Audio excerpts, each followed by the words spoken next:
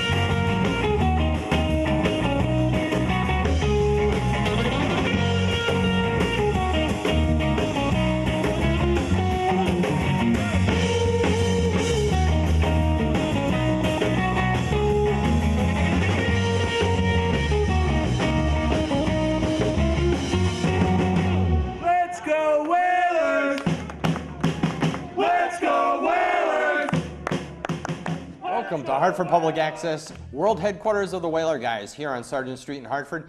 On a rainy, overcast day, we are looking at hot weather, Pete. No, too hot. I know, it's amazing. Way too hot. We have a great show for tonight. We're going to talk about the XL Center. We're going to talk about Muzzy Field and all the activities and fun we had there.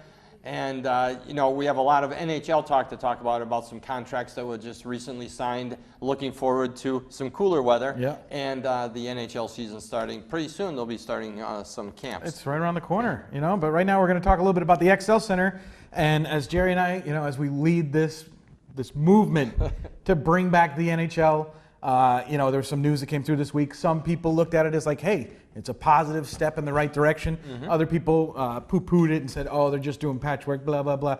But the bottom line is, we went in there in May, Jerry and I went into the XL Center and we talked to Bob Saint, talked about the ice sheet, how that had to get done. No professional team's going to want to play on a 42-year-old ice sheet. And the money was approved through the bonding commission, and the legislature approved I think it was $4.5 million for the XL Center, which will cover the ice sheet, which is tremendous news, and also the new elevator and some Church Street garage repairs. But the ice sheet, why we think this is so important, and some people are saying, well, it doesn't mean the NHL's coming back. Of course, we know that, but the point is, this ice sheet is no longer a barrier to the NHL, because a brand new ice sheet is state of the art, and it can work for anybody. It'll work for the Wolfpack, it'll work for UConn, and it'll work for an NHL team. And what's important is when we met with Bob Saint, you know, the biggest concern is for the XL Center because of its age, maintaining a good ice surface. This is a huge step in the right direction. Yeah, absolutely. And then you add in the $500,000, $500,000 that they're spending on security cameras. Right. This is only the beginning. Yeah. Like you said, and I think someone had told us, and forgive me, I don't remember who. The ice sheet itself is like a $2.5, $2.7 million deal. So the rest of that money will be spent in the XL Center or in the Church Street garage. Right. That elevator we talked about, it's surprising they let anyone use it. Yeah. And then they found out how much it would actually cost. Yeah, it's close to $1 million Yeah. just for the elevator. And that's a freight elevator. That's a needed elevator for shows to continue at the XL Center.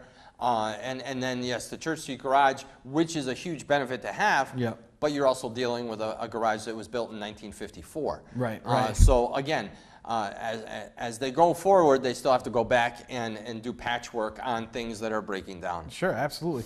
But, you know, now this is the pie over the moon story, okay, so we'll give you that. But the point is, once this ice sheet is complete, you could have an NHL team play in the XL Center while the concourse and all that renovation is done over several summers. We saw it in Raleigh. We've seen it with other teams where they go to a city and the arena's not ready yet, but it will be ready, and that sometimes is good enough for the NHL. But that is a little bit pie over the sky. You know, the point that we keep stressing is this is for UConn and the Wolfpack and Disney on Ice and all that, so that we have an arena that is ready to go with or without the NHL. It just also happens to be good enough for the NHL, and that's why we're in the running. It's a step in the right direction. Right. And as Bob Saint said, when that ice sheet is repaired, it can also then support a crane to start those renovations. Yeah. Right now, they wouldn't put a crane on there because it can't do the demo if, in fact, that gets approved. Yeah. And that's the other thing. This is just a small step in the right direction. The big chunk of change has to be down the road. And, of course, you know, I've had some people who said, oh, they're gonna bond $4.5 million, but they're laying off state employees. This bond money is going to be paid off over many years. It's not next year's fiscal budget. Right. And yes, there's a lot of conversations in the politics field that we don't get into because that's a whole other show for some other person to handle, which could be a sensational show. Yeah, right.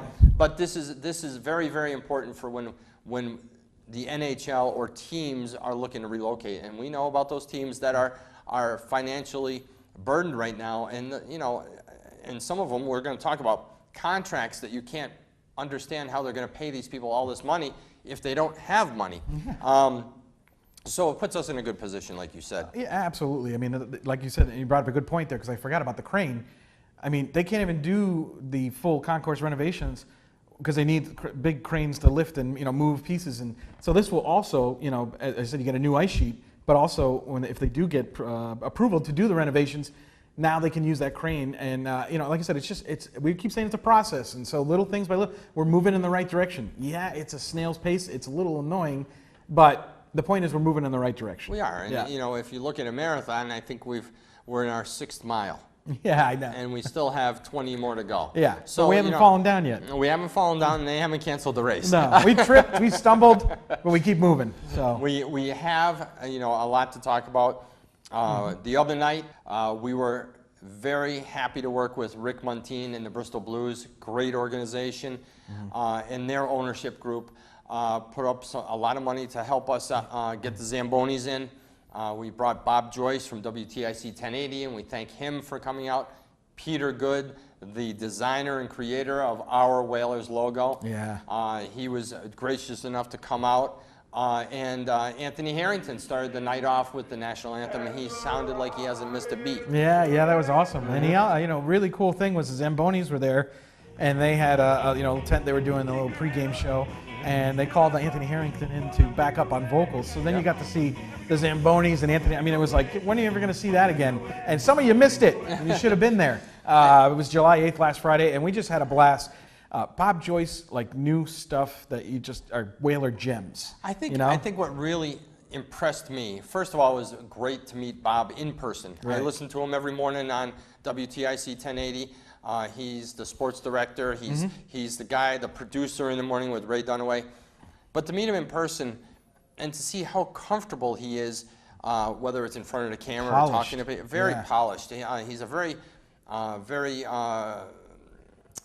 what's the word I'm looking for? Rehearsed, or you know, he does his research. He knows his stats. He knows, and to be prepared for anything was great. And that's what I got out of him was.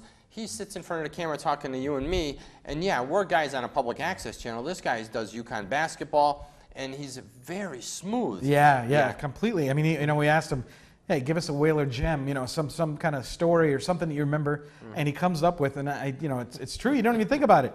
The Whalers' first trip into Maple Leaf Gardens, which is like a historic thing, because not only is Gordie Howe on the team, but Dave Keon, who you know, had this rocky relationship with the Maple Leafs, and Keon and Howe score goals in the Maple Leafs garden for the Whalers. I mean, that's 1979-80. That's brilliant stuff. And he actually worked for the Whalers. He started with the Whalers and the Whalers Radio Network with Chuck Caton. The same 1 year I worked for the Whalers in the ticket office, which was 87-88. Yeah. And so he has a great deal of history with the Whalers.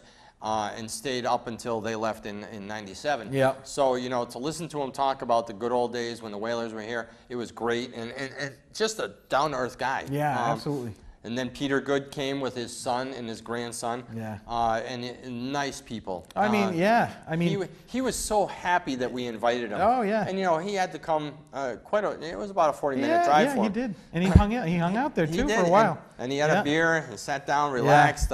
Signed autographs, and I don't think he realized how much people are now. You know, people know that he created the logo, but I don't think he realized how thankful Whaler fans are to him for creating that logo. I mean, it's quite a legacy. I think he was kind of naive to that. Yeah, he was, but he was so polite, and he was so, you know, willing to sign anything, anywhere. You know, he was so cool, and you know, the guy, in my opinion, created the greatest logo in sports history. It's still one of the most famous logos, and we talk about it all the time. He said that he is willing to do anything we ask him to do, to be involved in future events.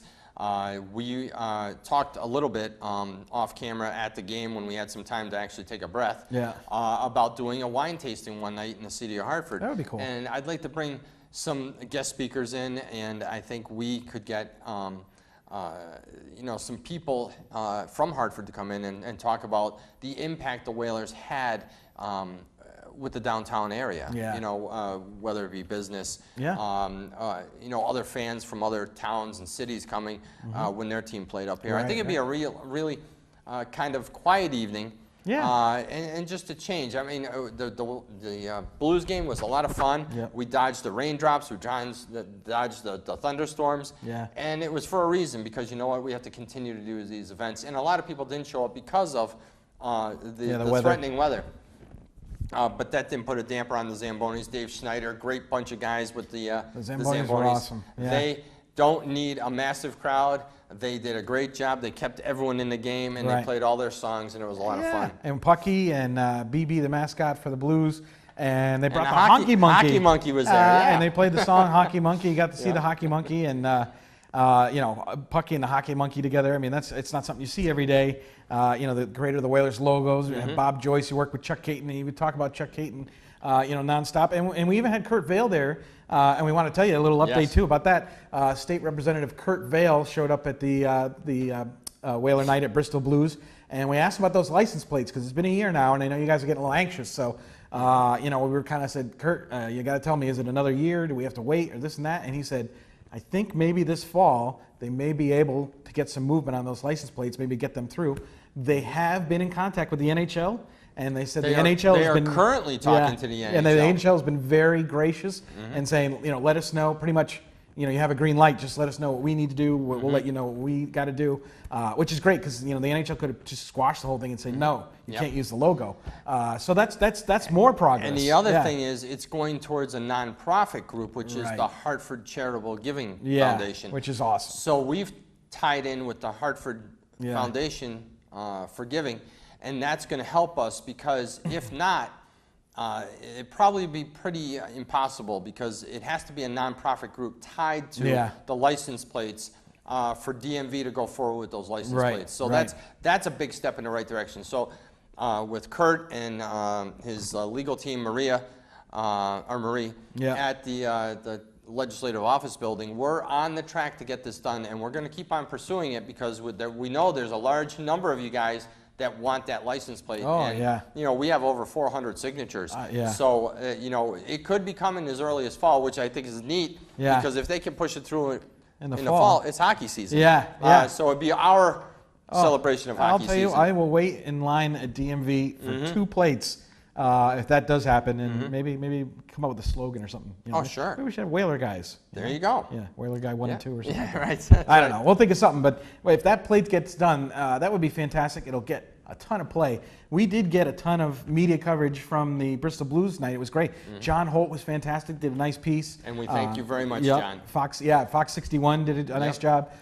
You know, it was great to have you know, some people there. You know, like I said, the weather and stuff like that made it a little strange with some of the attendance, but at the same time, we got so much activity. I mean, TSN picked up the Whalers night. I mean, this is a team that's it's not even a AA or AAA baseball team. It's collegiate. Yeah, this is a collegiate level baseball team, and somehow all of Canada found out about it. And it was great, because Dave from the Zambonis, when they first got to the ballpark, he told me that he was contacted by a Canadian radio station, and he did an interview about playing Whaler night at the Bristol Blues. That's cool. So, you know, it just goes to show that the social media will get us out there.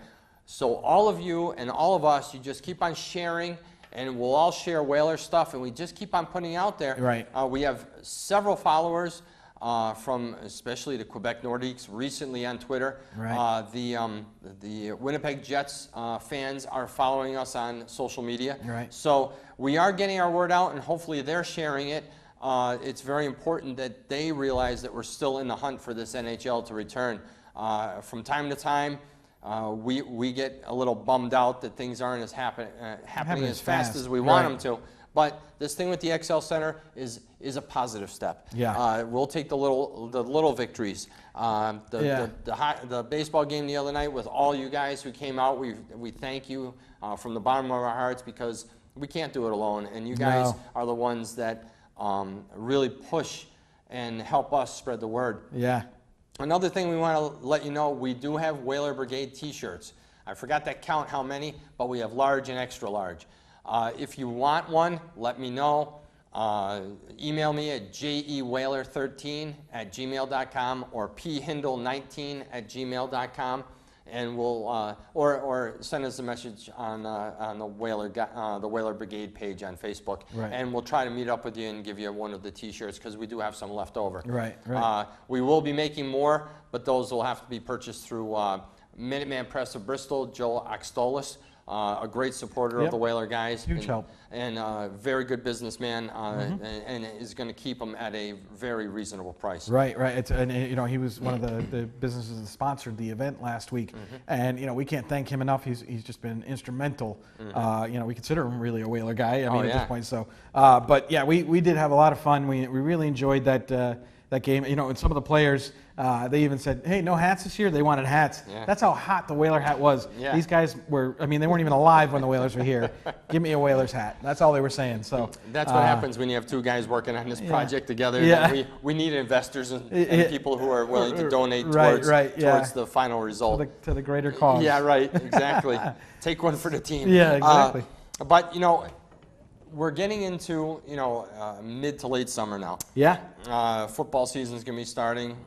And then, of course, hockey season. I think Can't wait. October 12th is, I believe, the first set of games, opening night. Is that the Yukon or Wolfpack? Well, no, NHL. Oh, in the I'm NHL. Sorry, Sorry, all right, all right. I honestly didn't look at the Yukon schedule. I think, though, you're on the same weekend. I want to say it's 11th. October 11th, I think it's against Alabama Huntsville for Yukon. 2 games in a row, because Alabama Huntsville is coming here for 2 games. They went there last year. Yeah. And you know what? I think the Wolfpack, I don't know when that might be the 18th, but well, as it gets closer, we'll let you know. But anyway, Hartford hockey is going to kick up again. This will be the last year on the old ice sheet. The ice sheet that so many great Whaler games were played on. So, you know, we got that season coming up, and you know, there's a lot of movement going around in the NHL with trades and things. So let's spend a couple minutes chatting about some of the movements. Well, the first one I'm going to talk about is, to me, was the most shocking one when it comes to the movement in the trade area, and that was Shea Weber going to Montreal for PK Subban. Yeah. I had, if you said to me that PK and Subban was going to go anywhere but the Montreal Canadiens, that's like, you're out of your mind. Yeah. That's like dealing Tony Romo from Dallas. I mean, you know, you can. He is probably one of the premier defensemen out there, and you sit there and say, why? Yeah. Why? You know, you look at the two guys. Shea Weber, his stats last year: 78 games played, 20 goals, 31 assists, 51 points, -7 rating, and 27 penalty minutes. Then you get into PK Subban, and he has less goals. 68 games played, 6 goals, 45 assists, 51 points. So they're tied in the point category. A +4 rating. Right. That speaks volumes. Yeah. And 75 penalty minutes, because he is a rough guy. Yeah, that's true. He gets in a little bit of trouble. And he played 10 games less than Weber. Well, I think a lot of it had to do with the end of the season when he got injured. Right. Yeah, But he still was able to get the 51 points in 68 games. Now, which also took him out of the playoffs, which really hurt Montreal. Oh, yeah, totally. But I guess, they either the Montreal did not feel he was right for the locker room or for whatever.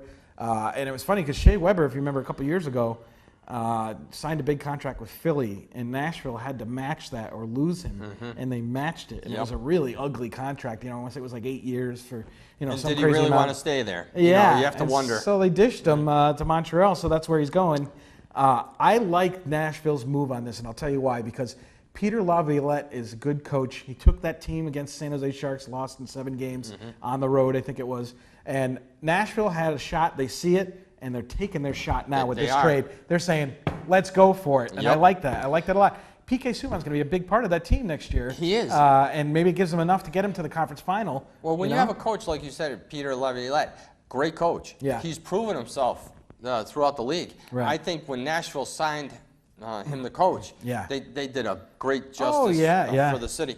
The other thing you have to look at is another team that really came up, and it was just on social media yesterday, is that new ownership group with the Islanders. Oh, yeah. They're willing to bust that cap wide open. They said money is not an issue. Wow. So it's going to be interesting to see how the Islanders, I thought, did great getting into the playoffs. They just didn't have enough gas. Yeah, they didn't have enough But power. I will say, but they lost a big guy too, and we'll talk about him further down. Matt Martin. They lost him, and he was a hard charging. He was a guy that people will look over their shoulder. Okay, is he behind me? I see the Islanders doing some good things. Yeah, absolutely. The new ownership group is interesting because Charles Wang had made a deal with this new ownership group, and I think it was a couple years, and then they were going to transition the ownership group. And it was a couple years ago that we were hearing the Islanders were just taking a look at Hartford. So. And that was confirmed to us. Right, it was. And now and they got and that happened in June. Yeah. And they still have those issues with the building, and you got these seats, and you can't see the ice, and you got the Brett Yormack, the general manager for the Barclays system, saying, hey, just watch it on your phone. I mean, so they still have an arena issue after all this, but I would like to see them push further, challenge the Rangers, to be the New York team that's still standing after 2 or 3 rounds. It's kind of like the Yankees and the Mets these days. You're the right. Yankees are having an off season, but the Mets are doing much better. And their TV market, I heard on the way here, their TV market is just skyrocketing. The Mets, and they lost. They lost David Wright for the year and Harvey for the year. So I don't know how they're going to do, but it's great to see the Islanders get back into it because for so long they've been so so bad. I mean, last year was the first time they're in the playoffs since like '93, I think. So it was rough. And it's good for those fans because they're in a new building that they made the playoffs, and they could see their team go a little further in a new place. New arena too. And talking about New York, JT Miller signed a 2-year, $2.65 million contract to stay with the Rangers. And his stats last year: 82 games played, 22 goals, 21 assists, 43 points, a +10 rating, and 46 penalty minutes. Well, he played a lot of time in Hartford, plays with the Connecticut Whale, the Wolfpack. Has always been a pretty consistently good player. A lot of energy. Yeah, got 20 goals. So, the Rangers knew they had to keep him probably because they let, people like Carl Hagelin go. And, you saw Carl Hagelin went on to win with Pittsburgh and was instrumental really in helping them. And you have to wonder if they let Hagelin go so they could afford someone like JT Probably, Miller. But I wonder if they regret that move. The Rangers have made some... He didn't do bad in the playoffs. The Rangers have made some trades in Tampa Bay, and it hasn't really worked out. So, and Lundqvist is another year older now. And, you get that weird feeling, not saying it's going to happen, Ranger fans. But you get that weird feeling like, I don't know if he's ever going to be able to win a cup because it's just the stars aren't aligning and for that team. You said it best. He's getting older. How many more years is Lundqvist going to be able to hold him down the fort? Being the premier goalie that he is and starting every night, basically. Then we get into our favorite Carolina Hurricanes, who are in debt up to their eyeballs, as far as we know. They're in the eye of the hurricane right now, aren't they? I don't think it's changed too much. Oh my gosh! But they signed centerman Victor Rask for a 6-year, $24 million contract. I'd be interested to see where my check came from. I don't know what you would have to pay me to wear one of those jerseys. I don't know. It's one of those things where it's a fashion faux pas. Does the top of the check say NHL paying you? Yeah, I guess. I don't know. Maybe you're right. But it's not a pretty thing. So. No, it's not. And Roman Pollock of the San Jose Sharks, defenseman, there was so many things going on with him last season. There was a cheap shot. He was out for a little while. That's right, yeah. He had, it didn't look like, 24 games played, 0 goals, 3 assists, 3 points, -2 and 16 penalty minutes. And the Maple Leafs signed him for a 1-year, $2.25 million contract. So apparently he's young enough that they think in the long run he's going to come on. Obviously, Toronto needed a fence for defense because they had no defense. Yeah. And then the surprising one that I haven't heard this guy's name in forever, except when there's a scrap on the ice, is veteran Steve Ott. Signed a 1-year, $800,000 contract with the Detroit Red Wings. Wow. He only played 21 games last year, no goals, 2 assists, 2 points, -3 in 34 penalty minutes. You have to wonder if the $800,000 is him going down to, was that Adirondack, the Red Wings? No, not anymore. They're, oh my gosh, yeah. The Red Wings Farm Club. The Ice Hogs, I think they are. Okay. Or something. No, you know what? Can't remember. No? But it used to be Adirondack for a long time. Yeah. That's actually where Bob Crawford, the Hartford Wolfpack announcer, got his start, and he was he was actually a Red Wings fan. You know, maybe still is, but that's where he got his start for broadcasting. He's been doing it now in Hartford for be 20 years this season. So how about that? You got a couple others. Tough guy Ryan White signed a 1-year, $1 million contract with Arizona. Yeah. Thomas Vanek, very good player. Oh yes. He was with the Wild, I believe. Oh, that's last right. year. Yeah. He signed a 1-year, $2.6 million contract with the Red Wings. Again, the Red Wings look like they're starting to do a little shuffling there. Yeah, they had a rough go with Tampa Bay.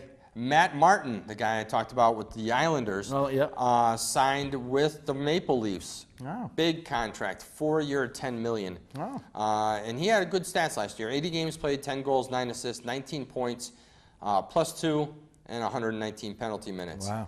Another Wolfpack, former Hartford Wolfpack goalie, Al Montoya. You remember Al? Montoya, yeah. Signed a 1-year, $950,000 contract with our favorite Montreal Canadiens. Last year he played in 25 games, 22 games started, 12 wins, 7 losses, no ties. You wonder. 3 overtime losses. He faced 608 shots in 25 games, 2.1 goals against average. Not bad for an older guy. Yeah.